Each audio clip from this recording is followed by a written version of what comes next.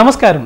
ജയ്ഹിന്ദ് ടിവിയുടെ Gulf middle east മേഖലയിൽ നിന്നുള്ള സമ്പൂർണ്ണ വാർത്താധിഷ്ഠിത വാരാന്ത്യ പരിപാടിയായ മീ ദിസ് വീക്കിലേക്ക് എല്ലാ പ്രേക്ഷകർക്കും ഒരിക്കൽ കൂടി സ്വാഗതം. കേരള സർക്കാരിന്റെ നോർക്ക റൂട്ട്സ് ഡയറക്ടറായി നിയമിതനായ ഡോക്ടർ ആസാദ് മൂപ്പനാണ് ഇന്ന് ഈ അധ്യായത്തിൽ നമ്മോടൊപ്പം അതിഥിയെത്തുന്നത്.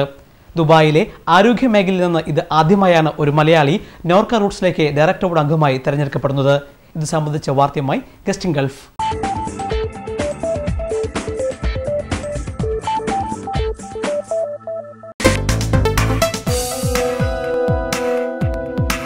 ദുബായ് കേന്ദ്രമായ DM ഹെൽത്ത് കെയർ എന്ന ആസ്റ്റർ ഗ്രൂപ്പിന്റെ ചെയർമാൻ ഡോക്ടർ ആസാദ് മൂപ്പന് സിൽവർ ജൂബിലി സമ്മാനമാണ് നോർക്ക റൂട്ട്സ് ഡയറക്ടർ എന്ന ഈ അംഗീകാരം. ദുബായിൽ ഒരു ചെറിയ ക്ലിനിക്കുമായി പ്രവർത്തനമാരംഭിച്ച ഡോക്ടർ ആസാദ് ഇപ്പോൾ വിജയകരമായ 25 വർഷം പൂർത്തിയാക്കിയിരിക്കുകയാണ്. നേരത്തെ പ്രവാസി ഭാരതീയ പുരസ്കാരവും പിന്നീട് പത്മശ്രീ അംഗീകാരവും ഡോക്ടറെ തേടിയെത്തിയിരുന്നു. എന്നാൽ നോർക്ക റൂട്ട്സ് ഡയറക്ടർ എന്ന ഈ കൊച്ചു അംഗീകാരം വലിയ ഉത്തരവാദിത്തമായി താൻ കാണുന്നുവെന്ന് doctor Azad Moopen Middle East this വീക്കിനോട് മനസ്സ് തുറന്നു. നോർക്ക റൂട്ട്സിൻ്റെ ഡയറക്ടർഷിപ്പ് എന്ന് പറഞ്ഞു കഴിഞ്ഞാൽ ഒരു വലിയൊരു ഉത്തരവാദിത്വമാണ് എന്നുള്ളത് എനിക്ക് തോന്നിയിരുന്നു. പക്ഷേ അത് കുറച്ചും കൂടി ശക്തമായത് ഇത് കഴിഞ്ഞതിന് ശേഷമുള്ള ആൾക്കാരുടെ അഭിനന്ദനവും അതിൻ്റെ കൂടെ തന്നെ അവർ വലിയൊരു പ്രതീക്ഷ അതിലുണ്ടെന്നുള്ള അവരുടെ ആ ഒരു സംസാരത്തിൽ നിന്നാണ്.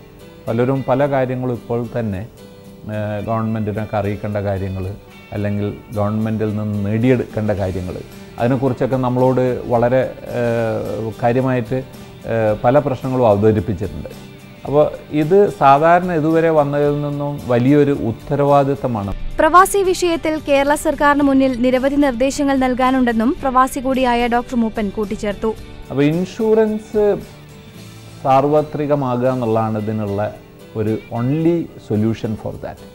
അപ്പോൾ അതിന് ഇവിടുത്തെ അധികൃതരിൽ ഒരു സമ്മർദ്ദം ചെലുത്തിക്കൊണ്ട് ഗവൺമെൻറ് തലത്തിലും മറ്റ് വ്യക്തികൾ എന്നുള്ള നിലയിലും സംഘടനകൾ എന്നുള്ള നിലയിലും ഈ ഒരു കാര്യം മുന്നോട്ട് കൊണ്ടുപോകുമ്പോൾ അത് സാധിച്ചെടുക്കുക എന്നുള്ളതാണ് പ്രൈമറി റെസ്പോൺസിബിലിറ്റി.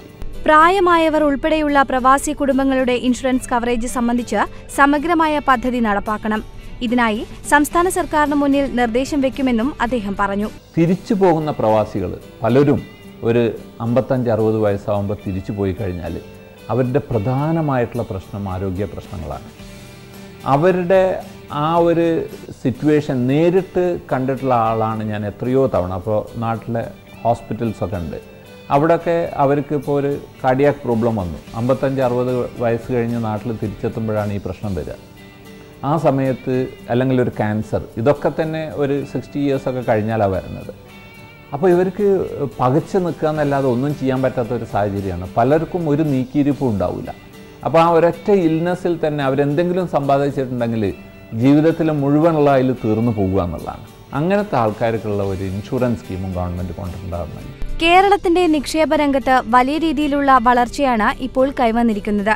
കേന്ദ്രവും സംസ്ഥാനവും ഭരിക്കുന്ന കോൺഗ്രസ് പാർട്ടി നിക്ഷേപ രംഗത്ത് വലിയ കാഴ്ചപ്പാടുള്ളവരാണെന്നും ഡോക്ടർ ആസാദ് മൂപ്പൻ കൂട്ടിച്ചേർത്തു.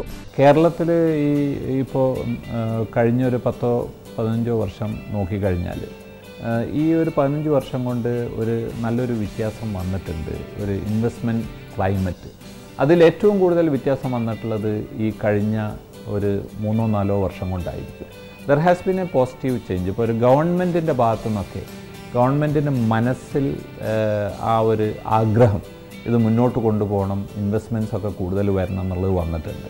പൊളിറ്റിക്കൽ പാർട്ടീസിനും ആ ഒരു വില്ലുണ്ട്. പ്രത്യേകിച്ച് ഇപ്പോൾ പൊതുവേ തന്നെ വളരെ ഇൻവെസ്റ്റർ ഫ്രണ്ട്ലി ഒരു ആറ്റിറ്റ്യൂഡുള്ള പാർട്ടിയാണ് കോൺഗ്രസ്. കോൺഗ്രസ്സൊക്കെ കുറച്ച് ശക്തമായ രീതിയിൽ തന്നെ ഇൻവെസ്റ്റ്മെൻറ്റ് നാട്ടിലോട്ട് കൊണ്ടുവരണം. അല്ലെങ്കിൽ ഇപ്പോൾ ഈ ഇൻഡസ്ട്രീസ് വകുപ്പ് കൈകാര്യം ചെയ്യുന്ന മുസ്ലിം ലീഗിനൊക്കെ ആ ഒരു താല്പര്യമുണ്ട്. അപ്പോൾ കേരളത്തിൽ ഇപ്പോൾ ഏറ്റവും പൊളിറ്റിക്കലി ഏറ്റവും കറക്റ്റായിട്ടുള്ള ഒരു ടൈമാണ് ഇൻവെസ്റ്റ്മെൻറ്റ് വരാനുള്ളത്. കേരളം മികച്ച ഹെൽത്ത് കെയർ കേന്ദ്രമാണെന്നും ഈ സാധ്യതകളെ ഇനിയും പ്രയോജനപ്പെടുത്തണമെന്നും അദ്ദേഹം നിർദ്ദേശിച്ചു. ഹെൽത്ത് കെയർ എൻ്റെ അഭിപ്രായത്തിൽ കേരളത്തിൽ വലിയൊരു സാധ്യത ഉണ്ട്.